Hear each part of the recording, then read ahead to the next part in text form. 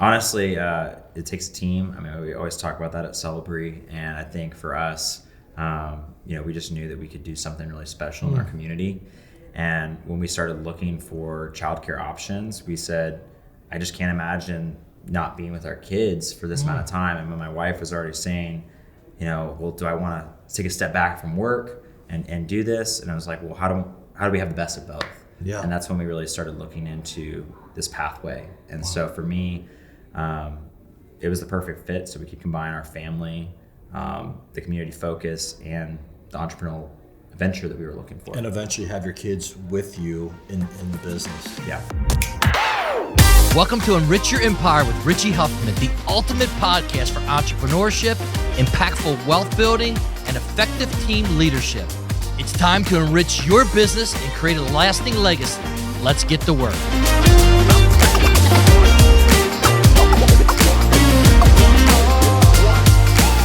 Hey guys, so we're here at the 2026 Celebree School FranCon in St. Petersburg, Florida.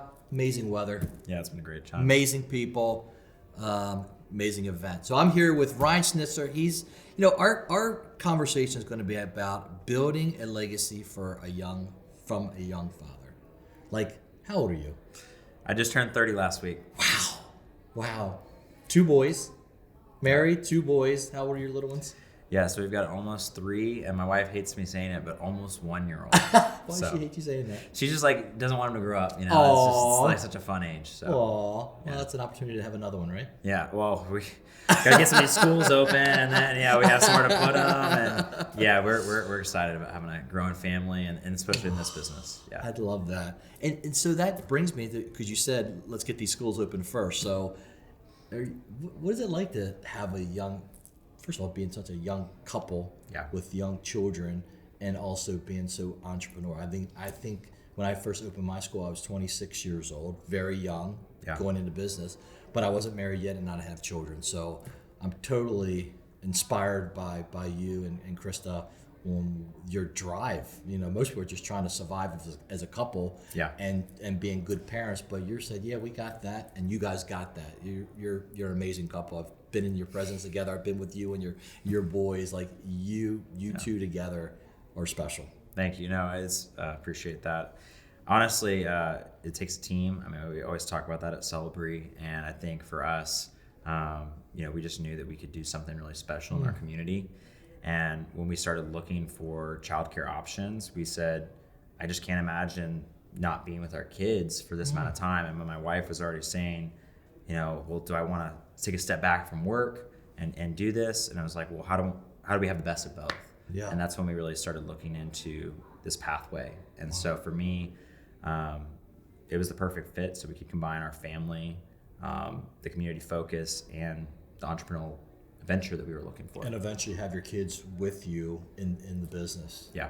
Wow. So how'd you guys get here? Yeah. Like, again, we're put so much about your age and such a young family, such an amazing family. Like, what's the background for you and Krysta? Yeah, so I met Krysta at Baylor. We both went to school together. It was junior year. We sat down in a finance class together. We both dropped the class after the first day, but it was fate, which is ironic because our city name. That's so funny. City of Fate for our Celebree School of Fate. Yeah, that's right. And we just hit it off. We dated those last 2 years of college, and then we got married about a year after graduating. And we've been married almost 7 years. Wow. We've got the 2 boys, so we've done, living outside of Texas together when I did my MBA, and then when we got back, I actually sold my old business and said, okay, let's take a step back, focus on family. And my wife was, ready for me to stop driving around with college kids. My old business was with student storage, like all the college campuses in Texas, and it was just time to focus on family.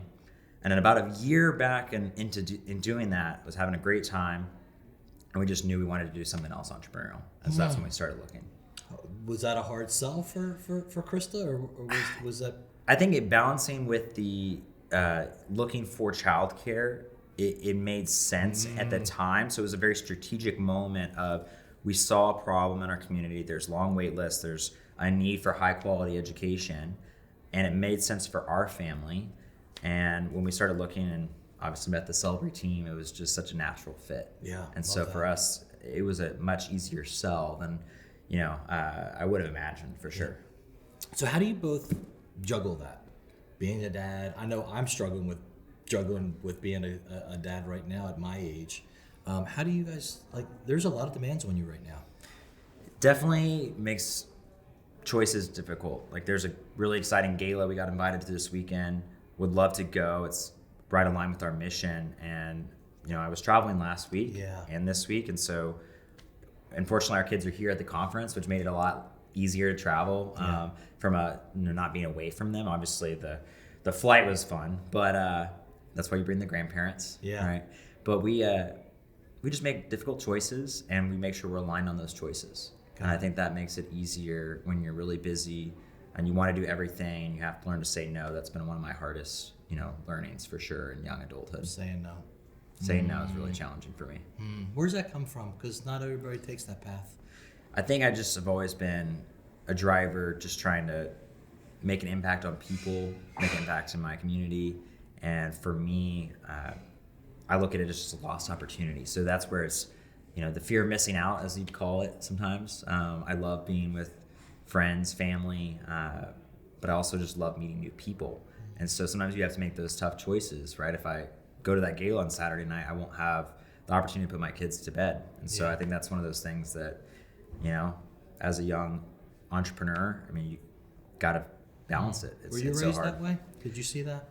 Yeah, my parents made difficult choices for me, for sure, when I was growing up. We, working class family, we didn't have, my dad was an entrepreneur as well. Oh, wow. But it allowed him a lot of flexibility to be there, taking us to school. My mom was an executive director of a nonprofit when I was really little and took a step back in her career to work at a church so that she could spend more time with me and my brother. Wow. And I think that really showed me how you create pathways, and now she's an executive director again. She took a step back. And I think that's what Krysta and I want to do is we're intentionally creating this solution for our family, but also other families. Wow. So your mom and dad both demonstrated that working hard and being successful in their definition and family, we can do both. You can do both, but I think it's just what do you want to prioritize? Like in the season of life, like you talked about, like when you started Celebree, right? You were, not yet a father, but family business. And for us, we want to do it with our kids someday. I look at it as, when can we start getting Banks a job at the school, right? Like he's going to be 13, 14 in 10 years, okay, what is he going to do? Like taking out the trash, right? Aww. So, you name it. So, so you led me right into legacy for the family. Yeah. Is that important to you? Definitely something that I think about when I make hard decisions with, well, why don't we just go do this fun thing or buy this thing that will make our lives easier in this moment? But I know I'm prioritizing my family's future. Yeah. And it's really challenging when you take out these types of investments that we're making. This is a big investment to take risk in your early career and the time, the financial resources. But I know that the hard work will pay off in the future for our family. Do you think it's easier to make those decisions now because you are young? It's versus like when you're 58 or 60, it's like so true. Right? You have less scars from making mistakes from before, etc. I think for me, I've always been willing to take a risk. So it's maybe it is because I am younger, but I also know that there's a long pathway ahead to kind of course correct if something doesn't work out the right way.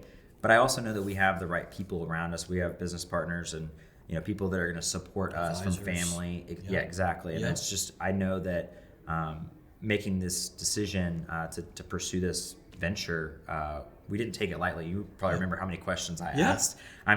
So I looked at it as risks that you can mitigate, risks that you're willing to take because the return is there for your, for your future. I love that, right? So I think, I hate when people say, we just dove in. Yeah. No, you didn't. You should never just dive into anything, right? And what you're describing is that you mitigated risk. Mm-hmm. You did a lot of research. You put the right people around you to bounce questions, other entrepreneurs that you really admire and have done well for themselves. And so I'm sure you and Krysta both have gone through that that risk assessment of what is the risk and what's the awards here for us. We definitely did. I mean, we took our time after Meet the Team Day to really say, okay, is this the right path or is this the right timing?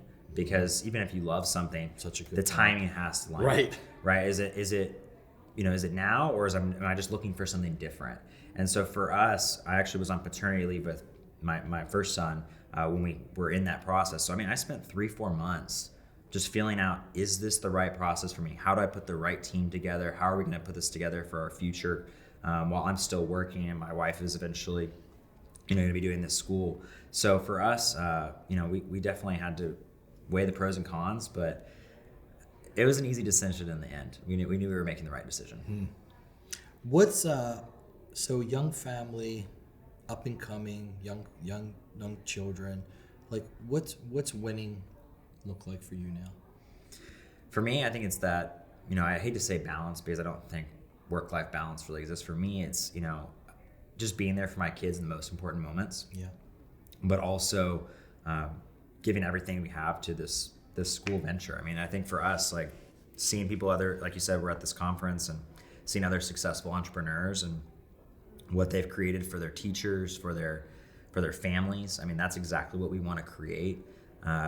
We've got, fun events coming up to be able to connect with families, and I want to do that. And so when I see families, like that's winning for me would just be creating exactly what we're talking about here this week. Yeah. What advice would you give for our listeners that are maybe not as young as you are, maybe a little bit older? Like, what advice would you give them? I think you don't have to have all the answers. This is something I probably have to remind myself of, right? You're going to learn. You're going to continue to figure it out. As long as you have the right team, you have the right skill sets. When I talk to whether it's potential franchisees or other people, mentees of mine from college that, I try to pour into, reinvest, my time into, I just tell them that, you're going to have great opportunities.